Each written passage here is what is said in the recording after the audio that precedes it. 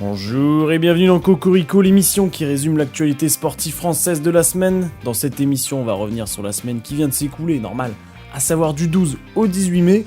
Cette semaine, on va parler du tennis à Rome, de la Formule 1 en Italie, de handball, de volleyball, les playoffs de NBA et de NHL qui continuent. Et on terminera avec une petite vidéo drôle, comme d'habitude. Faut que vous partiez avec le sourire, de toute façon, de cette émission, voilà. Alors on reprend l'actualité sportive tout de suite. Et ouais, c'est parti.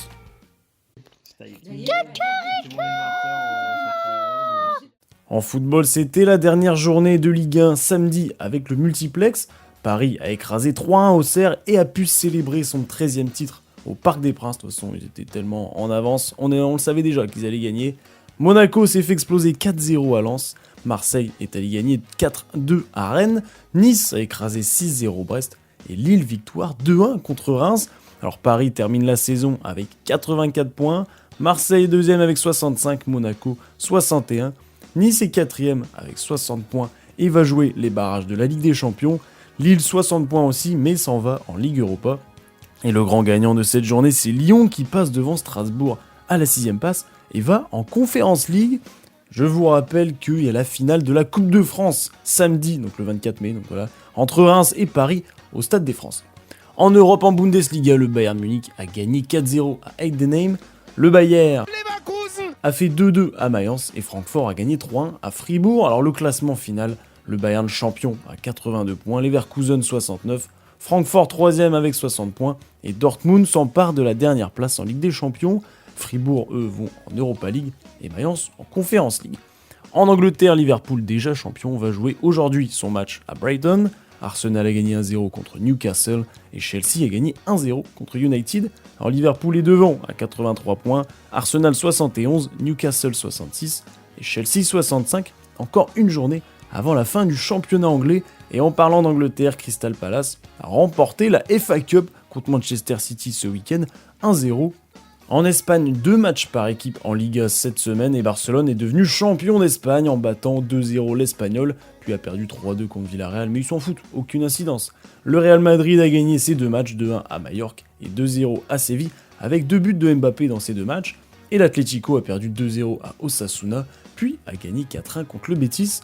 Au classement, le Barça reste premier évidemment, 85 points, le Real 81 et l'Atlético 73, encore une journée en Espagne avant la fin du championnat. Et pour terminer en Italie, Naples a fait 0-0 à Parme, l'Inter 2-2 contre la Lazio et victoire de l'Atalanta 3-2 à Genoa. Naples est premier avec 79, l'Inter 78, Atalanta 74 et la Juve 67. Encore une journée en Italie, on ne sait toujours pas si Naples ou l'Inter est champion. En tennis, le Master 1000 de Rome s'est terminé ce dimanche et on a eu un tournoi historique aussi bien chez les hommes que chez les femmes. On commence côté féminin, on a retrouvé l'américaine Coco Gauff contre l'italienne de 29 ans Yasmine Paolini en finale devant son public. Et elle va pas du tout craquer car elle a explosé Coco Gauff 6-4, 6-2. Elle devient ainsi la première italienne en 40 ans quand même à s'imposer dans ce tournoi prestigieux. À côté masculin, Yannick Sinner, autre italien et numéro 1 mondial, était en finale face à un adversaire assez redoutable, l'espagnol Carlos Alcaraz.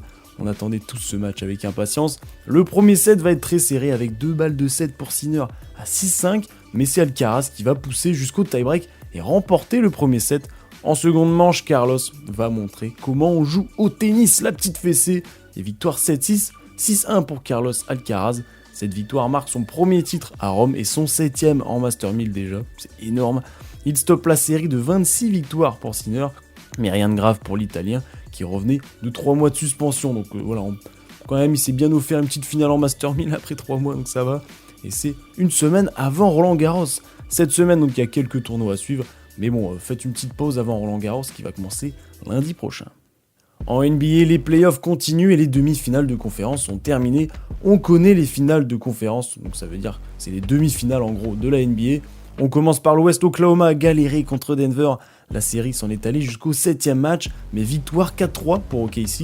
Et ils vont rejoindre Minnesota Timberwolves, vainqueur 4-1 de Golden State Warriors, sans Steph Curry quand même, je l'ai blessé, donc je vous le rappelle quand même. La série commence dans la nuit de mardi à mercredi à Oklahoma. À l'Est, Cleveland s'est fait descendre par Indiana, quasi personne n'avait prédit ça. Mais la deuxième équipe de NBA a perdu lourdement 4-1. Et la grosse série à l'Est, le champion en titre, Boston Celtics, considérés comme favoris cette année par énormément de monde, c'est normal, et ils se sont fait éliminer par les New York Knicks 4-2. Donc la série entre Indiana et New York débute dans la nuit de mercredi à jeudi. Donc voilà, vous pouvez suivre tout ça grâce à Trash Talk, grâce à Beansport ou grâce à Cocorico évidemment. Je vous rappelle qu'en Euroleague, la Roca Team, donc Monaco, va affronter l'Olympiakos le 23 mai, donc c'est ce week-end, je crois que c'est vendredi, en demi-finale. En Betclic Elite, la saison est terminée. Monaco a perdu une nouvelle fois lourdement, 90-65 à Chalon-sur-Saône. Lyon a gagné tout juste 84-83 contre Dijon.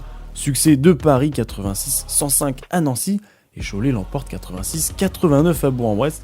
Alors Paris et Lyon sont premiers ex-aequo, Monaco 3e, Cholet 4e, Bourg-en-Bresse 5e et Le Mans 6e. Alors les play-in vont avoir lieu entre la place 7, 8, 9 et 10.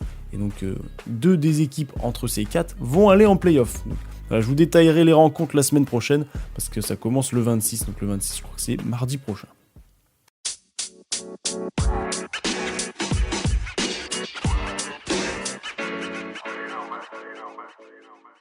C'était le 7e Grand Prix de la saison ce week-end en Formule 1 à Émilie-Romagne en Italie avec un temps ensoleillé, beaucoup de soleil. Oscar Piastri a démarré en pole position, alors dès le premier virage, Verstappen il dépasse avec panache Piastri qui était un peu endormi quand même pour passer premier. Au 11e tour, Norris 4e dépasse Russell pour entrer dans le top 3 de la course. À la mi-course, safety car Esteban Ocon abandonne. Les Ferrari qui ont démarré 11 et 12e, donc avec Leclerc et Hamilton, sont 20 tours avant la fin, 5 et 6e. Au 46e tour, nouvel abandon, celui de Antonelli, et surtout nouveau drapeau jaune, donc safety car, alors que Verstappen, qui était premier, avait 18 secondes d'avance sur Norris, donc il avait forcément gagné, mais voilà, ça a tout relancé. Les positions, tout de même, ne changent pas à la reprise, sauf Hamilton qui dépasse Leclerc, ils sont 4 et 5e. Au final, Verstappen mérite et remporte son 65e trophée en carrière, Norris est 2e, Piastri 3e, et Hamilton termine 4e. Côté français, Hadjar est 9e, Gasly 13e, et Ocon, je vous l'ai dit, abandonné. Au classement, Piastri est premier avec 146 points, suivi de Norris 133, Verstappen 124 et Russell 99. Le prochain Grand Prix, il est beau, c'est ce week-end à Monaco. En top 14, le Stade Toulousain a perdu 35-37 contre le Racing 92, Bordeaux l'emporte 34-29 à Castres, et Toulon perd une nouvelle fois 25-21 à Pau. Alors au classement, le Stade Toulousain a maintenant une belle avance. Il est premier avec 84 points, Bordeaux 73 et Toulon 68, Bayonne 64 et le Stade Rochelais 57. Alors encore 2 journées avant les phases finales. Voilà, petit à petit, je vous donnerai le classement. Les championnats du monde de tennis de table, donc le ping-pong 2025, se déroulent actuellement à Doha, au Qatar. Les frères Lebrun y participent en simple et en double, mais aussi Simon Gauzy, Pritika Pavad côté féminin. Il y a plein de Français de toute façon. Félix Lebrun est déjà qualifié pour les 16e de finale. Il a battu 4-0 le Slovène Pistej et 4-0 l'Indien Shah. Il va affronter en 16e de finale le Sud-Coréen Oh. Cet adversaire, il est très fort. Alexis Lebrun, lui aussi, gagne, victoire 4-0 contre le Togolais Fanny. Il va jouer demain matin son 32e de finale contre le Taïwanais Lin. Simon Gauzy et Thibaut Poré ont également gagné leur premier tour 4-0. Seul le Français Lilian Bardet a perdu 4-3 au premier tour contre le Taïwanais KO. Donc encore 4 Français niveau masculin. Côté féminin, Pritika Pavad a gagné 4-1 contre l'Espagnol Chiao. Charlotte Lutz et Luan ont aussi gagné tous deux leur premier tour et vont s'affronter en 32e de finale. Il y a seuls Léana Auchard et Audrey Zarif qui ont perdu le premier tour 4-0. La compétition est à suivre cette semaine, c'est gratuit et c'est sur le YouTube de RMC Sport. Vendredi dernier a démarré en cyclisme le Giro, le Tour d'Italie. Et on a du beau cyclisme, je vous le dis, 9 étapes. Et on a eu pour l'instant, alors Mats Pedersen a démarré le Tour d'Italie avec 3 victoires sur les 5 premières étapes. Il est monstrueux. Le maillot rose a changé 6 fois de main en 9 étapes. La victoire la plus marquante, c'est celle d'hier au Strade Bianche. Je vous en avais déjà parlé de cette course il y a quelques mois vu que c'est un classique. Wout van Aert s'est imposé devant le Mexicain Teldoro, mais celui-ci devient le premier Mexicain de l'histoire à prendre le maillot rose. Et Teldoro est devant pour l'instant avec 1 minute et 13 secondes du deuxième, c'est énorme. Il reste quand même tout de même 12 étapes et vous pouvez suivre la compétition sur Eurosport. Je ferai un point de toute façon chaque semaine pour vous donner tous les détails.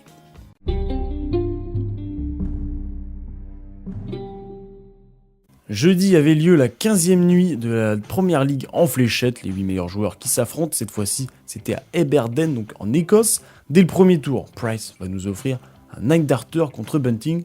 In the Premier League in his history. Oh, come on then! Come on then! He just makes it look so simple. It won against Littler and lost a few weeks ago. Now he's at one against Bunting. Laura, it's boring! Mais malheureusement, il va perdre 6-4 le match. Humphries et Littler, le premier et le deuxième mondial, vont s'affronter directement au premier tour. Et ça va être l'un des meilleurs matchs de l'histoire de la Première Ligue. Leurs adresses, elles étaient folles. Franchement, ils mettaient que des triples tout le temps. Littler va l'emporter 6-3, mais il va perdre en demi. On va retrouver en finale Aspinall et Dobey. Mais grosse fessée, Aspinall remporte la nuit numéro 15, 6-1 en finale. Au classement, Littler à 40 points, Humphries deuxième, 31, Price 24. Et Aspinall revient à 4ème place, c'est incroyable, 24 points également. La dernière nuit avant les phases finales, ça sera jeudi à Sheffield. Les phases finales de NHL continuent, la Ligue américaine de hockey sur glace. La première équipe à 4 victoires l'emporte, je vous rappelle, et on connaît désormais les demi-finales. Toronto a perdu 4-3 contre Florida, le vainqueur de l'année dernière. Ils vont rejoindre Carolina qui a battu 4-1 Washington. Winnipeg a perdu 4-2 contre Dallas. Et le dernier quart, c'était Vegas contre Edmonton. Et Edmonton a gagné 4-1, c'est le finaliste de l'année dernière aussi. Les demi-finales seront donc Carolina, Florida et Dallas, Edmonton. Ça commence cette semaine et vous allez voir que peut-être Edmonton et Florida vont se rejouer comme l'année dernière en finale, on ne sait pas. En parallèle se tiennent les championnats du monde à Stockholm et Herning, donc c'est en Suède et au Danemark. Deux poules de 8 équipes s'affrontent, la France est présente quand même. Mais pour l'instant, malheureusement, après 7 matchs, la France n'en a gagné aucun. Au moment où je tourne l'émission, on perd là déjà 2-0 contre la Slovénie. Donc bon, ça pue un peu car le dernier de la poule descend en Ligue 2. On va voir. On part en handball, en Star League, donc la ligue française de handball. Le PSG n'a pas joué car ils avaient un match d'avance. Succès de Nantes 28-31 à Saint-Raphaël. Et défaite de Montpellier 24-23 contre Dunkerque. Au classement, Paris à 49 points, Nantes 46, Montpellier 45. Mais il y a eu la finale de la Coupe de France cette semaine entre Montpellier et Paris, c'était hier. Le match est allé jusqu'en prolongation, ça faisait 28 partout, et c'est Montpellier qui l'emporte 36-35. Petite surprise quand même, mais 14e Coupe de France pour Montpellier, qui est l'équipe la plus titrée dans cette compétition. Et on termine les sports avec la Marmara Spike League, donc la ligue française de volleyball. Nous avons un vainqueur de cette ligue, et oui, la finale opposait Tours et Poitiers. Tours a remporté le premier match 3-1, puis le second 3-0, petite fessée quand même, ça fait 6-1 au total. Et Tours devient le champion de France de volley. Ce 10e titre national permet à Tours d'égaler le record détenu par Cannes, voilà, donc 10-10, consolidant sa place forcément parmi les clubs les plus titrés du volley français. On termine par la meilleure partie, les infos rapides. Une nouvelle pépite du football est au Barça, son nom Fodé Diallo, il est guinéen. Il a 12 ans et pourquoi fait-il parler de lui ? Eh bien parce qu'il a marqué 97 buts en 30 matchs. Les stats sont folles, alors retenez son prénom, on verra dans les prochaines années s'il devient bon. On connaît la liste des joueurs ayant obtenu une wildcard à Roland-Garros. Donc la wildcard, c'est une carte que l'organisation vous donne pour être directement qualifié sur le tableau principal. Donc c'est bien quand on est naze d'avoir directement un grand chelem. Alors il y a notamment Stan Wawrinka, Richard Gasquet pour son dernier grand Roland-Garros, Diane Paris chez les femmes, ou encore Arthur Cazot.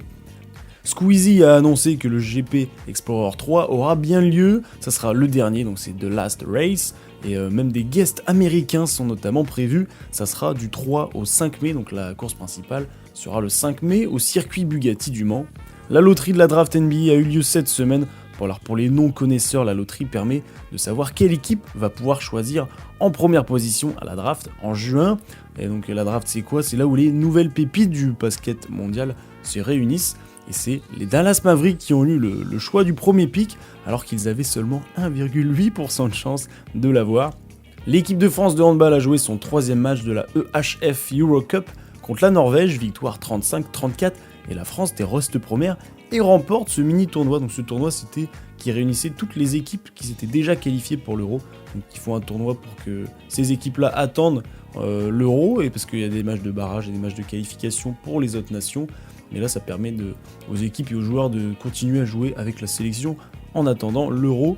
Je vous ai parlé de la Coupe du Monde de snooker en début du mois et la finale a eu lieu et le joueur chinois Zhao Xintong a remporté la finale au Crusim Theatre de Sheffield en battant le gallois Mark Williams sur le score de 18-12 en finale. Il devient le premier joueur originaire de Chine et d'Asie à décrocher ce titre prestigieux avec 150 millions de Chinois qui ont suivi la compétition et la finale. Une réunion à la Fédération française de football a eu lieu à un moment charnière pour le football professionnel français, face à une situation économique critique parce qu'il y a un déficit à peu près de 1,2 milliard d'euros pour les clubs de Ligue 1 et Ligue 2. Et cette réunion a rassemblé les principaux dirigeants donc des clubs, la LFP et le ministre des Sports. Alors beaucoup de questions ont été soulevées, notamment autour d'une création d'une société des clubs qui sera dirigée par les clubs, de la mise en place d'un salary cap, d'une réforme des contrôles financiers, d'une nouvelle gouvernance pour limiter la lutte des pouvoirs, vous connaissez, et évidemment la question des droits TV. Pour terminer, je vous laisse toujours avec une petite vidéo drôle ou un audio pour ceux en podcast. C'est sur un commentateur du Mayotte pendant un match de la Coupe de France de football entre Bordeaux et une équipe du Mayotte. Ça, ce qu'on appelle... Oh, franchement, ça. Oh là là. Le gardien t'est battu, hein. Vous permettez l'expression, mais c'est un sacré pétard.